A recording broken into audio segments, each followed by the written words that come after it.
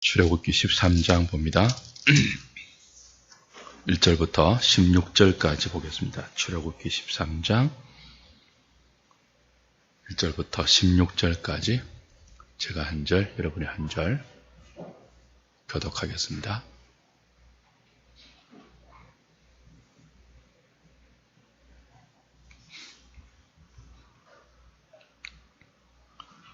여호와께서 모세에게 일러 이르시되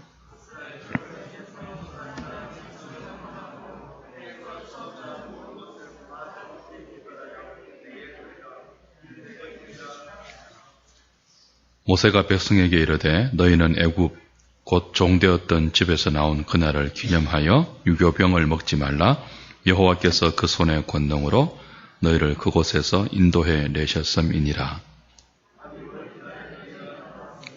여호와께서 너를 인도하여 가나안 사람과 헷 사람과 아모리 사람과 히위 사람과 여부수 사람의 땅 곧 내게 주시려고 내 조상들에게 맹세하신 바 젖과 꿀이 흐르는 땅에 이르게 하시거든 너는 이달에 이 예식을 지켜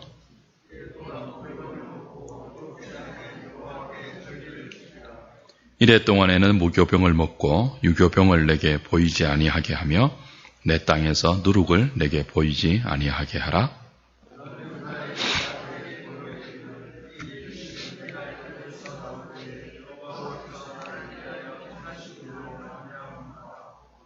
이것으로 내 손의 기호와 내 미간의 표를 삼고 여호와 율법이 내 입에 있게 하라. 이는 여호와께서 강하신 손으로 너를 애굽에서 인도하여 내셨음이니 여호와께서 너와 내 조상에게 맹세하신 대로 너를 가나안 사람의 땅에 인도하시고 그 땅을 내게 주시거든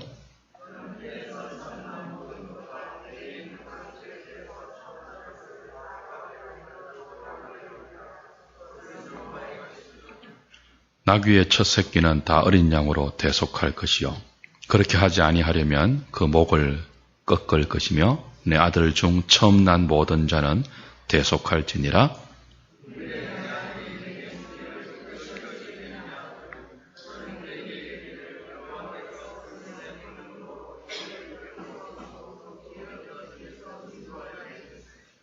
같이 봅니다. 그때에 바로가 완악하여 우리를 보내지 아니하며 여호와께서 애굽 나라 가운데 처음 난 모든 것은 사람의 장자로부터 가축의 처음 난 것까지 다 죽이셨으므로 태에서 처음 난 모든 수컷들은 내가 여호와께 제사를 드려서 내 아들 중에 모든 처음 난 자를 다 대속하리니 이것이 내 손의 기호와 내 미간의 표가 되리라. 이는 여호와께서 그 손의 권능으로 우리를 애굽에서 인도하여 내셨음이니라 할지니라. 아멘. 출애굽의 과정을 살피고 있죠. 출애굽기가 말하는 출애굽의 과정에서 우리가 주목해야 할 것이 있습니다. 성경이 강조하고 있는 것이 있습니다. 바로 유월절과 무교절에 관한 규례입니다. 12장과 13장은 적어도 4번을 유월절의 의미, 무교절의 의미를 반복해서 강조합니다. 장자의 재앙을 일으키기 전에 2번을 말씀하시고 일으키고 나서 또 2번을 말씀하십니다. 오늘 13장의 그 4번째 반복되는 유월절과 무교절의 규례, 특별히 이제 이들이 장차 가나안 땅에 들어가서 아비벌이 되면 바로 이 유월절을 무교절과 더불어서 한 주간 동안 지킬 때 어떻게 지켜야 할지를 다시 한번 강조하는 것이 본문의 내용입니다. 앞에 그 유월절과 무교절을 설명했던과 오늘 13장에서 반복해서 말하는 본문의 차이가 있는데요.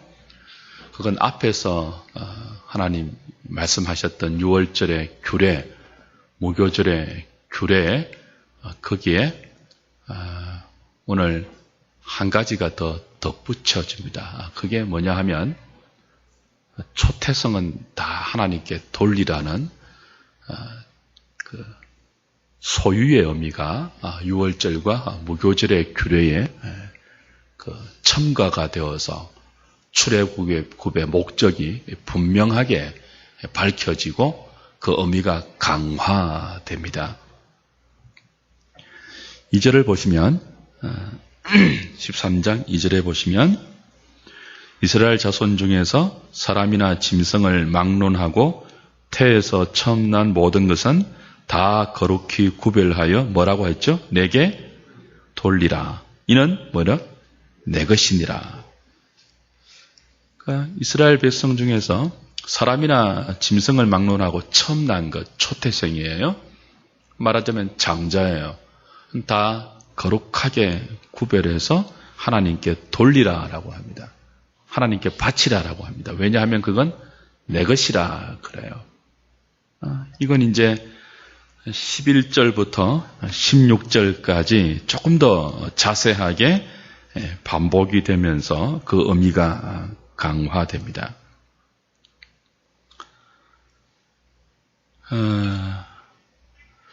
그 6월절에 여러분 6월절과 무교절을 구분하시겠습니까? 이제 6월절은 며칠 지키는 거예요? 하루예요. 그 6월절부터 한 주간 계속하는 것은 무교절이에요.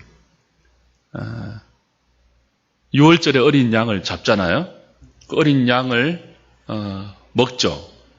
그리고 이제 그날 저녁부터 한 주간은 무교절로 무교병을 먹으면서 구원의 의미를 새기는 절기입니다. 그래서 그 6월절과 무교절에서 강조되는 것은 누룩 없는 떡, 무교병이에요. 오늘 3절부터 9절까지도 바로 그것이죠. 3절에도 너희는 애굽 곧 종되었던 집에서 나온 그날을 기념하여 무엇을 먹지 말라고요? 유교병을 먹지 말라 했습니다. 이건 무교병을 먹으라는 거예요. 유교병은 누룩 섞인 떡입니다. 그걸 먹지 말고 누룩이 섞이지 않는 무교병을 일주일 내내 지키라는 거죠. 6절. 이래 동안 무교병을 먹고 일곱째 날에는 여호와께 절기를 지키라. 7절. 이래 동안에는 무교병을 먹고 유교병을 내게 보이지 말게 하라. 내 땅에서 누룩을 보이지 않게 하라. 내게. 자식들이 묻거든. 그게 이제 하나님이 우리를 구원하신 의미다. 이렇게 가르치라고 했습니다. 다시 한번 확인하고 가죠. 6월절과 무교절 한 주간의 기간 동안 무교병을 먹는 이유는 그 누룩 없는 떡을 먹는 이유는 이게 이제 그것이 출애굽의 목적이라는 거예요. 그 누룩 없는 떡을 먹기 위해서는 누룩을 제거해야 되잖아요. 또 한 주간 동안은 누룩을 제거하라고 했거든요. 이건 이제 그 누룩이 의미하는 바, 우리가 지난번에 배웠죠. 누룩이 두 가지를 의미해요. 크게는 교만과 죄악이에요. 신구약 성경 전체를 종합해보면 누룩이 여러 가지 의미가 있겠지만 그 중에도 구원과 관계돼서는 특별히 교만, 바리새인들의 교만과 외식을 예수님께서 누룩으로 표현하셨고 또 그 애굽, 그들이 전에 430년 동안 몸담아 살았던 애굽의 썩고 부패한 삶, 또 장차 들어가야 할 가나안 땅, 그 가나안 땅의 썩고 부패한 문화, 이 둘을 전부 누룩으로 표현합니다. 그러니까 애굽과 가나안이 상징하는 옛 생활, 하나님의 백성이 섞이지 말아야 할 그런 죄악, 그건 역시 누룩으로 의미하죠. 설명하죠. 그러니까 누룩을 제거하라는 것, 누룩 없는 떡을 한 주간 내내 먹으라는 것은 교만과 죄를 멀리하라는 뜻입니다. 그래서 6월절과 무교절이 다 하나님의 구원을 기억하는 절기잖아요. 그들이 어떻게 구원받았는가라고 할 때 하나님께서 어린 양의 피로 장자의 재앙에서 그들을 건져서 구원하셨다. 그리고 구원하신 의미는 바로 이 무교병을 먹으면서 과거에 애굽에 종살이 했던 그 종된 생활 습성, 앞으로 가서 살아야 할 가나안 땅이 유혹하는 교만과 죄악의 습성, 그걸 멀리하고 제거해야 한다는 것을 새기는 거죠. 그래서 출애굽의 목적은 이 무교절과 유교절에서 가르치는 것처럼 죄악을 멀리하는 것입니다.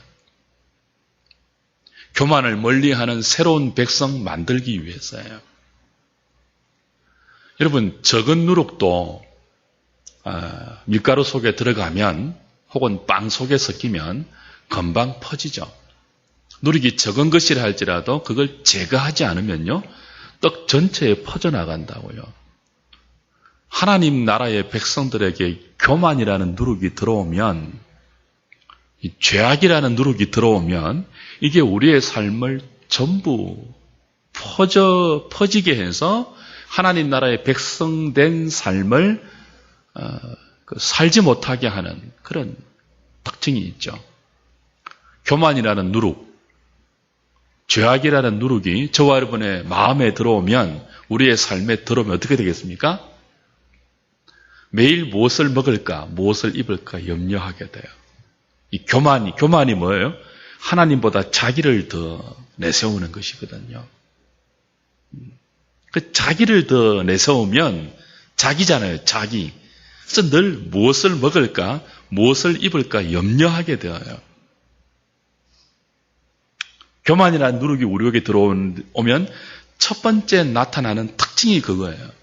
늘 무엇을 먹을까, 무엇을 입을까, 뭘 좀 즐기고 살까, 나를 위해서 뭘 할까, 뭘 입어야 사람들이 알아줄까, 뭘 먹어야 내 배가 만족할까, 뭘 해야 출세할까, 뭘 해야 좀 떵떵거리고 살까.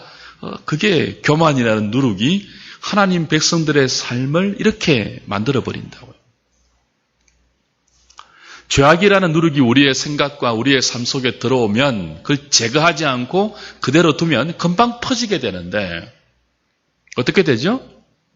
하나님의 영광, 하나님 나라의 복락, 그 나라의 의, 그것들에 대해서 무감각하게 되죠.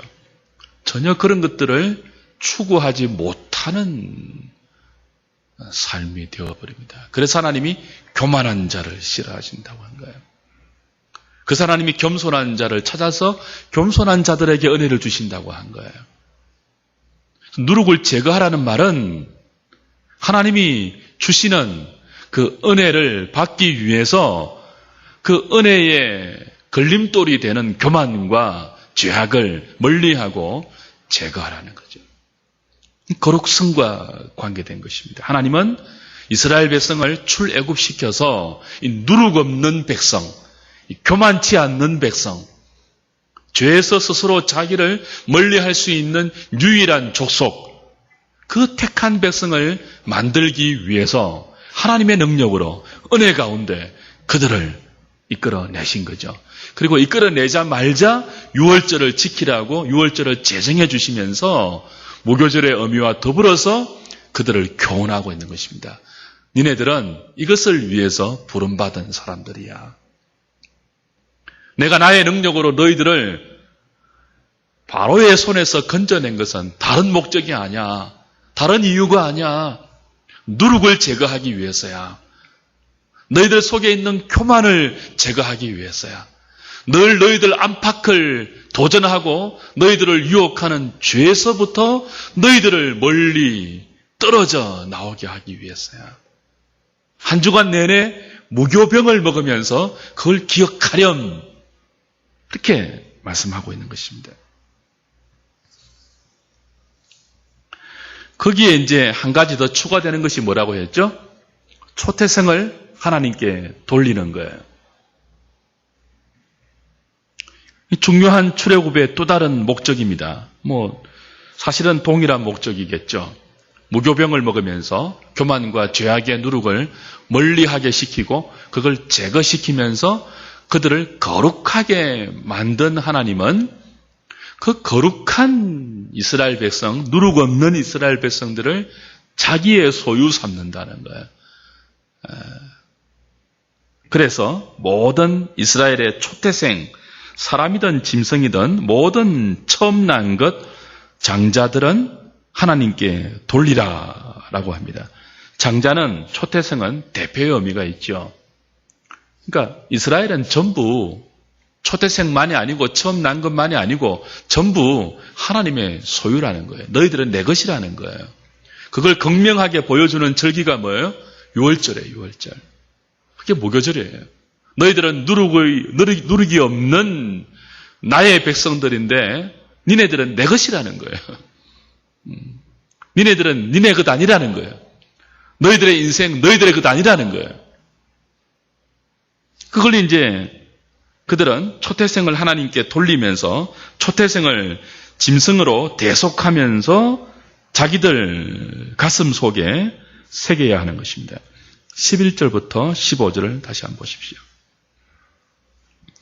여호와께서 너와 내 조상에게 맹세하신 대로 너를 가나안 사람의 땅에 인도하시고 그 땅을 내게 주시거든 너는 태에서 처음 난 모든 것과 내게 있는 가축의 태에서 처음 난 것을 다 구별하여 여호와께 돌리라. 수컷은 여호와의 것이니라. 암컷은 여호와의 것이 아니라는 뜻이 아니에요. 이 다 대표성입니다. 초태생도 대표예요. 장자만 하나님의 것이고 수컷만 하나님의 것이 아니고 그게 대표가 되어서 이스라엘은 모두 하나님의 소유라는 그런 뜻입니다. 그걸 이제 그들이 자신들의 초태생을 하나님께 드림으로 새기는 거예요. 나귀의 첫 새끼는 다 어린 양으로 대속할 것이요. 그렇게 하지 아니하려면 목을 꺾어서 죽여라. 하나님의 소유가 아니면 죽는다는 것입니다.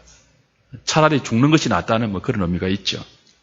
살아있어도 하나님의 소유로 살지 않으면 사는 것이 아니라는 뜻이에요. 내 아들 중 처음 난 모든 자는 대속할지니라. 그래서 계속 대속이 강조됩니다. 15절에도 후반부에 너네들이 출애굽할 때 어떻게 나왔느냐 아이들에게 가르쳐라.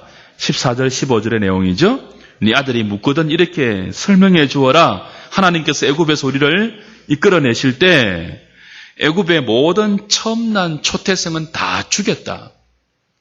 심판했다. 그리고 그 가운데 우리는 살려두었다. 그것을 통해서 우리가 하나님의 백성이 되었고 지금 여기에 살게 되었다. 우리가 살 수 있게 된 것은 우리가 출애굽할 때 하나님이 애굽의 장자를 다 죽였는데 이 장자는 대표잖아요.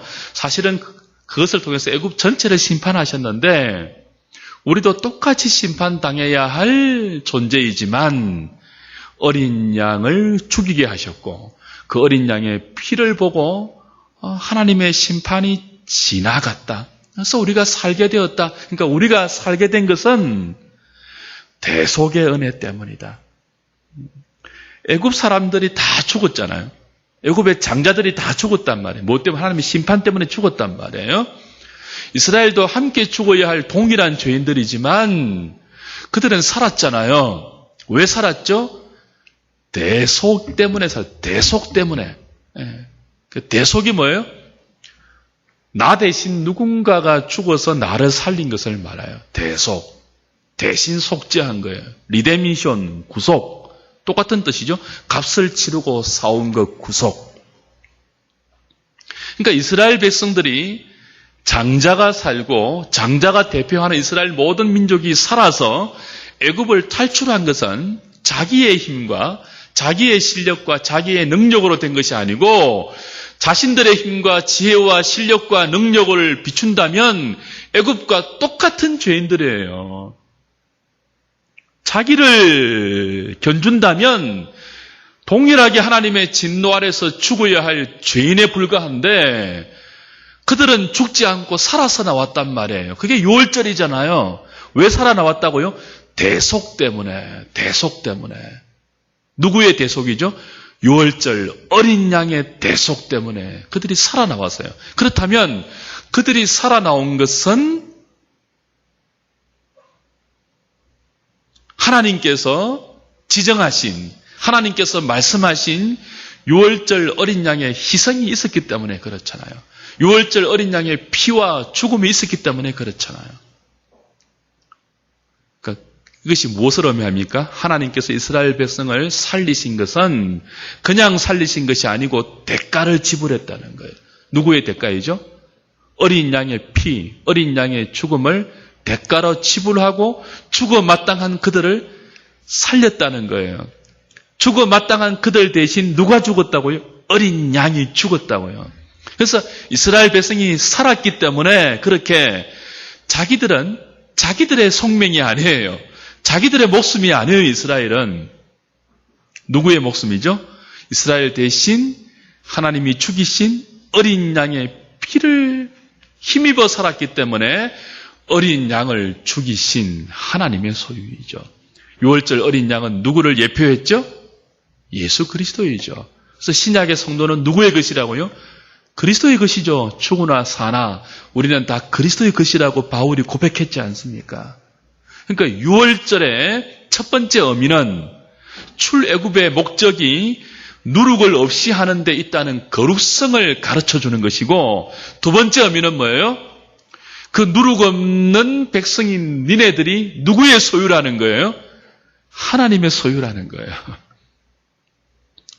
니네들은 이제 네 인생은 아니다. 내 거다. 그러니까 유월절을 통해서 등기 이전이 되는 거예요. 등기 이전이. 집을 사면, 그죠? 등기 이전 하잖아요. 등기 이전이 뭐예요? 이전 집 주인으로부터 이제부터는 그 집주인이 내다 하는 것들을 증명하는 거잖아요. 유월절이 뭐라고요? 하나님께서 그의 백성을 하나님의 소유라고 등기 이전하는 의식이라고요. 그들은 매년 유월절을 한 주간 동안 무교절과 더불어 지키면서 나는 내 마음대로 살아서는 안 되는 존재이구나. 나는 내 것이 아니구나. 나는 이 유월절을 통해서 하나님의 소유로 등기 이전된 존재이구나. 그걸 확인하는 거예요. 늘 잊어버리기 때문에. 그래서 이 유월절 의식에 두 번이나 반복되는 것이 있죠. 뭐예요? 손목에 그리고 미간에 뭐예요? 손목에 표를 하고 미간에 붙여서 뭐 한다는 거예요? 잊지 말게 하라는 거예요. 무엇의 의미를? 유월절의 의미를. 한 주간 동안 무교병을 먹으면서 잊지 말라는 거예요. 그걸 자식들에게도 잊지 말도록 가르치라는 거예요. 손목에 표를 두어서 보이게, 양미간에, 그죠? 표를 두어서 보이게 잊지 말라는 거죠. 무엇을요? 니네들은 네 인생 아니다. 네 인생 내 거다. 죽어야 하는데 살려놓았지 않느냐? 네가 안 죽고 어린 양이 죽고 대신 살려놓았지 않느냐? 네 인생 네 거 아니다. 내 거다. 내가 나의 장자, 나의 아들을 너 대신 죽였다. 그걸 예표하는 게 유월절 어린 양이거든요. 그러니까 우리가 산 것은 하나님의 장자가 죽임을 당하시고 대신 우리가 산 거예요. 그러니까 우리는 누구의 소유라고요? 하나님의 소유예요. 하나님의 소유. 그걸 기억하고 우리의 손목에 영적으로 메고 우리의 미간에 붙이는 절기가 유월절이에요. 그러니까 매주일 예배는 그걸 확인하는 것입니다. 우리가 내 인생이 내 게 아니구나. 우리가 하나님의 소유구나. 우리가 구원받은 목적이 누룩 없는 백성 되게 하기 위해서구나. 그걸 예배 드리면서 고백하고 하나님 말씀을 통해서 확인해서 그렇게 이렇게 살아가는 존재가 바로 구약의 이스라엘이었고 신약의 교회이고 하나님의 백성들이죠. 사랑하는 여러분, 하나님께서 왜 아까운 양을 죽이겠습니까? 그냥 살리면 될 건데 왜 번거롭게 그렇게 하시죠? 그냥 싹 건져내면 되는데 그렇게 안 했잖아요. 10가지 재앙을 번거롭게 다 주면서 바로의 마음을 완악함 가운데 내버려 두면서 결국 10번째 재앙인 이 장자의 재앙을 거쳐서 그 아까운 양들을 얼마나 많이 죽였습니까, 하나님이. 그 밤에, 그죠? 우리 지난주에 보았죠? 적어도 300만이에요, 이스라엘 인구가. 그죠? 장정만 60만이었잖아요. 장정만, 성인 남자만 60만이었잖아요. 그럼 그 평균 한 가정에 5명이 식구라면 5, 6이 30, 적어도 300만이란 말이에요. 300만. 300만 마리가 300만 명의 이스라엘이 식구대로 한 가정에 양 한 마리라 칩시다. 적어도 60만 마리의 양이 죽은 거예요. 60만 마리의 양이. 하나님이 뭐 동물 학대자입니까? 하나님이 양을 싫어해서 죽이십니까? 하나님이 양의 피를 보면서 막 흡족해 하시는 뭐 그런 이상한 분이에요? 왜 그렇게 많이 죽이죠? 눈앞에 보게 하는 거예요. 실물 교육이죠. 우리도 죽어야 하는데 그 밤에 온 애굽에 고기 난 것처럼 우리도 애굽 사람들처럼 죽어야 하는데 이 죄 없는 어린 양들이 죽어서 피를 흘린 것 때문에 우리가 살구나. 그걸 똑똑히 보게 하는 거예요. 우리가 하나님의 뜻대로 살지 않으면 우리도 이렇게 되어야 하구나. 눈앞에 보게 하는 거예요. 여러분, 십자가는 낭만이 아니에요. 피냄새가 진동하는, 십자가를 예표하는 6월절 그 밤은 낭만의 밤이 아니에요. 그 고센 땅에 60만 마리 가량의 피가 하룻밤에 다 죽였고 그 피가 집마다 다 칠해졌다고 한번 생각해 보시오. 피냄새가 진동할 것 아닙니까? 얼마나 그들이 뼈저리게 체험했겠습니까?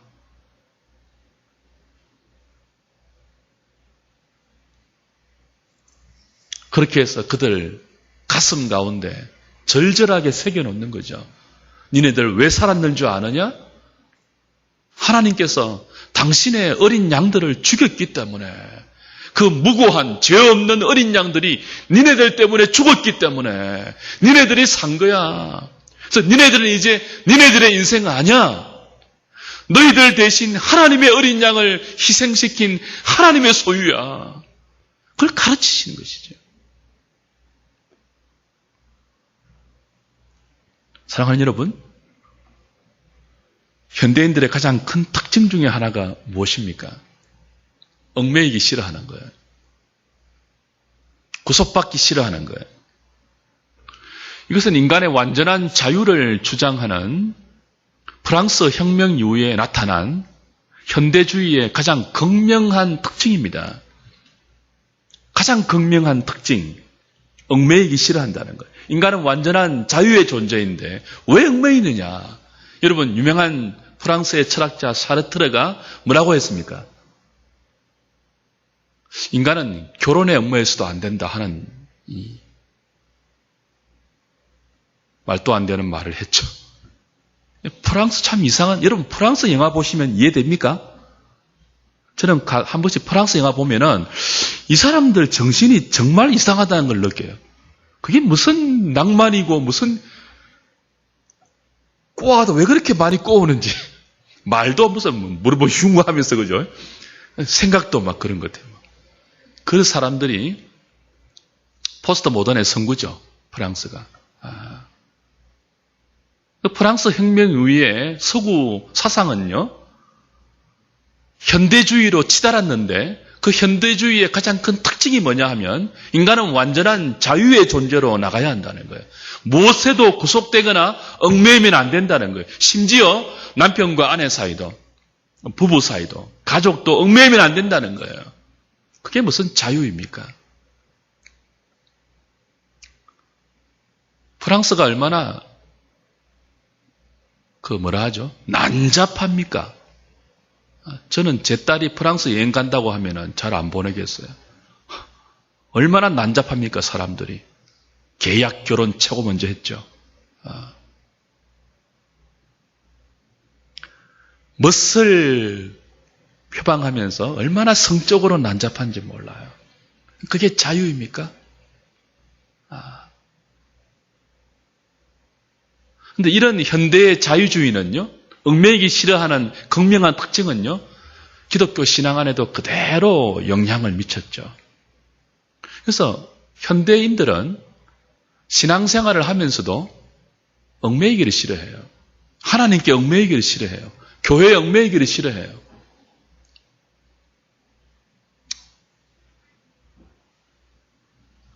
이것이 현대교회의 특징 중에 하나입니다. 여러분 잘 한번 보십시오. 과거에 비해서 얼마나 얽매이기 싫어하는지. 그걸 자유라고 말하죠. 근데 하나님은 정반대로 말씀하십니다. 니네들은 나한테 좀 얽매여야 돼. 내가 너희들을 애굽에서 구원시킨 것은 바로의 종되었던 신분에서 구원시킨 것은 분명한 사실이지만 왜 해방시켰는 줄 아느냐? 니네들 마음대로 살도록 내버려두기 위해서가 아니다. 내 소유 삼기 위해서다. 니네들은 나의 소유라서 너희들 마음대로 살면 안 돼. 나한테 매여야 돼. 그게 언약입니다. 언약. 그걸 6월절 무교병을 일주일 내내 먹으면서 또 그들의 초태생을 하나님께 돌려드리면서 돌려드리는 의식인 대속의 의식을 치르면서 기억하는 거예요.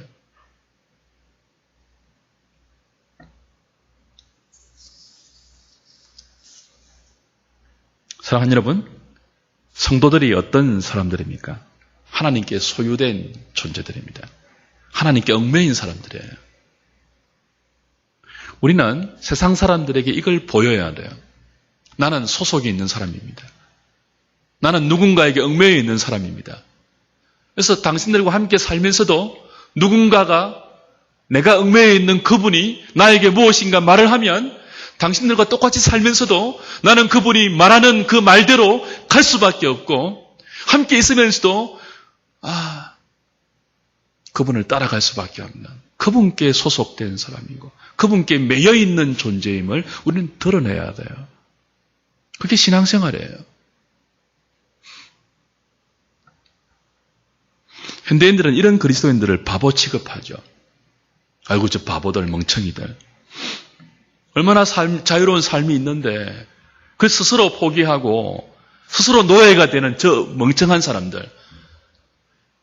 서구 지성인들이 기독교인을 바라보는 시각이 그런 시각인 줄 아십니까? 그러면서도 한없이 불교에 대해서는 관용을 베풉니다. 이상하죠.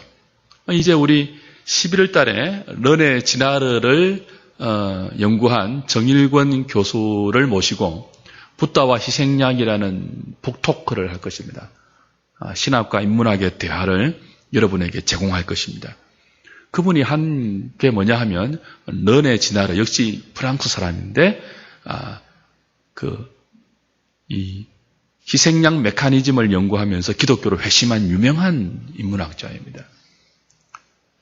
이제 이 정일권 교수가 르네 지나르를 연구하면서 서구인들이 불교에 대해서 한없이 포용적이거든요. 기독교는 막 까면서 그죠? 불교를 굉장히 선한 종교로 본다고요. 이제 이 사람이 그걸 이제 이론적으로 다 밝혔죠. 희생양 메커니즘에 의해서 보면은 불교가 얼마나 폭력적인 종교인 줄 아느냐. 그걸 유일하게 해소한 것이 그리스도의 십자가다라고 하면서 이제 기독교를 인문학적으로 변정하고 있는데 그래요. 서구인들이 볼 때 기독교는 정말 어리석고 자기 자유를 스스로 박탈하는 바보 같은 사람들입니다. 하고 싶은 건 마음대로 못하고 뭐 주일 되면 교회 나가야 되고 교회 나갈 때 그냥 나갑니까? 돈까지 바치고 헌금까지 하면서 여러분 헌금의 의미가 뭐예요? 역시 이건 우리가 하나님의 소유라는 것을 고백하는 거죠. 하나님이 나에게 정당한 소독 활동을 통해서 소독을 주셨는데 이 소독이 사실은 나의 거 아닙니다. 이것도 하나님의 것입니다. 하나님의 소유입니다. 나에게 있는 재물, 시간, 재능, 내 존재 전부가 하나님의 소유입니다. 이걸 고백하는 것이 뭐예요? 헌금이에요, 헌금.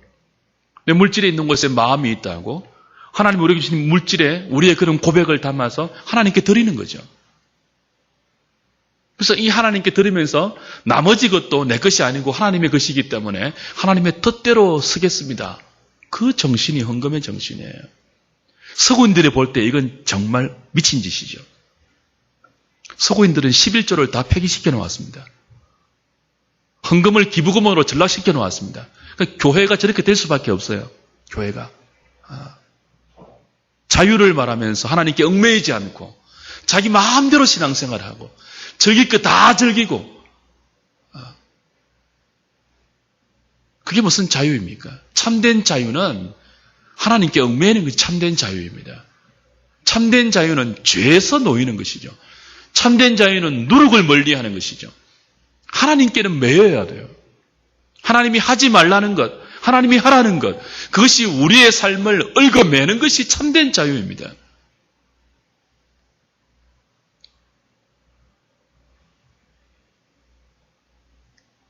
말씀 맺읍시다.